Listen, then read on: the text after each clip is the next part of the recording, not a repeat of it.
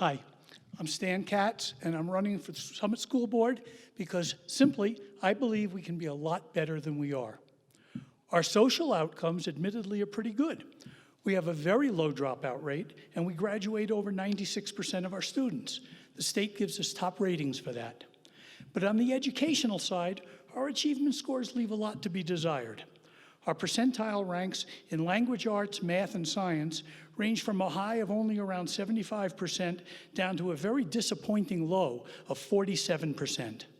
Those numbers don't make me happy, and I'm a numbers person. I have a PhD in applied economics. I spent 20 years on the floor of the American Stock Exchange. But more importantly, I spent 12 years on a school board in a top district in New Jersey. For 10 of those 12 years, I was the chairman of the Finance Committee and instrumental in creating the district's budgets. I'm good at allocating scarce resources and getting the best bang for the buck. That experience allows me to state with confidence that I know what it takes to get results that are a lot better than what we have now. It takes a school board that's not willing to passively accept a second-rate academic standing. It takes parents who aren't willing to accept mediocre results for their children. And finally, it takes a community that'll push the school board to be as good as it can be. We live in one of the wealthiest counties in this state with a long tradition of supporting the school district. That's a good start, but we need to be a lot more proactive on the academic side. With your support, I'd like to see what we could do to make this district one of the best in the state. And I don't see why we can't do that. Thank you. This is our first question. What do you believe are viable strategies that will help attract and retain highly qualified teachers and support staff? And how will you work to implement those strategies? You have 2 minutes. Being part of the last half of this, it's all repetition. Salaries, obviously. We need higher salaries. The cost of living in this county is ridiculously high, especially if you're a public servant. Professional development is another major issue which would help retain the teachers that we have. In terms of the housing, one of the things that hasn't been mentioned, and is something that I would like to see well beyond just the school district, is a mortgage assistance program for all public employees. That would include the police, fire, and the school district. They need it. It's not just simply down payment assistance. Mortgage assistance program all the way through is something that really could make a major difference. The one place that I'm going to separate myself a little bit from what I've heard so far is on the dollar side. We do have the money to do this. Right now, if you looked at the most recent school budget that we had, you would see that on what they call an unrestricted balance, better known in a lot of places as surplus, is 17% of the district's budget. 17% is sitting there unrestricted. So there is money to pay the teachers a nice increase to encourage them to get here. There is money to hire, to raise the initial salary and attract more teachers into this, even during this time when it is difficult to find teachers. But that surplus can be used, and anybody that talks about, oh, we don't have enough money, just really hasn't looked at the budget that hard. Thank you. Having spent 12 years on a school board, I can say very easily what my top priority is because you learn it.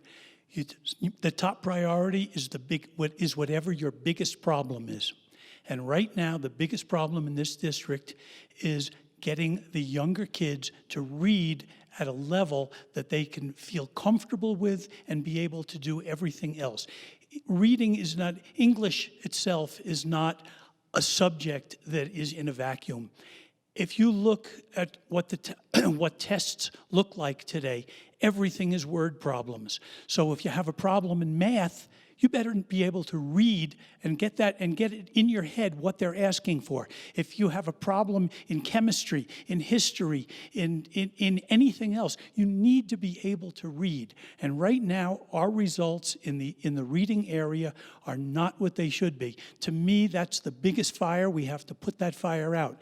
We talked before about attracting teachers, and some people mentioned that we have some classes where 25 kids reading at all different levels. That's the place that we need to go first. We need to get our new teachers into those areas so that they can help those kids and be able to work with different levels of reading so that everybody eventually, by the time they get out of elementary school, can read at the level that you need to read to do middle school and eventually high school. If you're not a good reader, you're in trouble. And that's our biggest problem, and that's my biggest priority. Thank you. First, I'd like to thank the sponsors for having us here tonight. I hope all of you found the variety of answers enlightening. Yes, overall, we're a reasonably good school district. The social side of our balance sheet is outstanding. But academically, the state rates us in most, but not even all, areas as simply above average. Unfortunately, even where we're above average in the state, it's not much of a mark of distinction because the state has set very low bars for academic achievement. And unfortunately, we've allowed ourselves to work our way down to those levels. I really hope I'm not fooling myself, but I believe that this mediocre academic standing does bother many of you, and that you would like to see our district have higher academic goals, higher academic standards, and better academic results.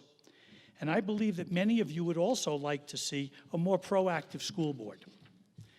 If I'm right, I believe I'm the candidate who can best move the district in those directions. I have a dozen years of school board experience in a large district with a reputation for both board activism and high-quality results, and I really believe those go hand in hand. I also have a decade of experience writing school budgets and allocating scarce resources among competing needs. I know how to put money where it'll do the most good. It may be purely selfish on my part, but I want to live in a school district that has a reputation as one of the best places in the state for a child to get a quality public education. I've been there before and it felt really good, and I'd like to do it again. And if I can help in any manner to achieve that here, I want to do it. So, in closing, I'm here if you want me. If you do, I'm asking for your support in this election. And once again, thank you for listening.